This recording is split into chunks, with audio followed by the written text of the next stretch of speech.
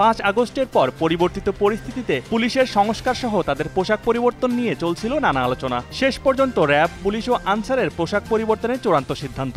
দুপুরে স্বরাষ্ট্র মন্ত্রণালয়ের সভাকক্ষে উপদেষ্টা পরিষদের বৈঠকে আইন শৃঙ্খলা বাহিনীর নতুন পোশাকের অনুমোদন দেয়া হয়।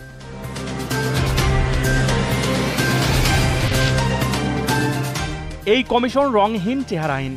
জনগণের প্রত্যাশা পূরণ করতে নির্বাচন কমিশন প্রতিজ্ঞাবদ্ধ বলে জানিয়েছেন প্রধান নির্বাচন কমিশনার এএমএম নাসির উদ্দিন।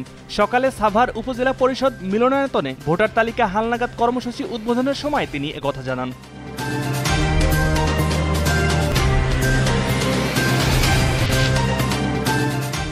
বৈষম্য বিরোধী আন্দোলন কেন্দ্রিক রাজধানীর যাত্রাবাড়ী থানার পৃথক হত্যা মামলায় সালমান এফ রহমান, সাবেক আইনমন্ত্রী আনিসুল হক, সাবেক মন্ত্রী হাসানুল হক ইনু, রাশেদ খান মেনন ও পুলিশের সাবেক আইজিপি চৌধুরী আবদুল্লাহ আল মামুনের ফের রিমান্ড মঞ্জুর করেছেন আদালত।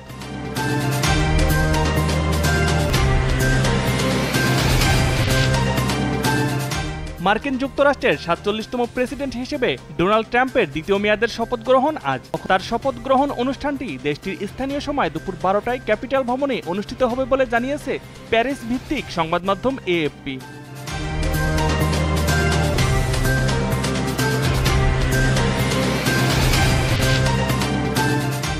নেপালের বিপক্ষে জয় দিয়েই অনূর্ধ্ব-১৯ নারী টি-20 বিশ্বকাপ শুরু করেছিল বাংলাদেশ। তবে নিজেদের দ্বিতীয় ম্যাচে অস্ট্রেলিয়ার কাছে ২ উইকেটে হেরেছে বাংলাদেশের মেয়েরা।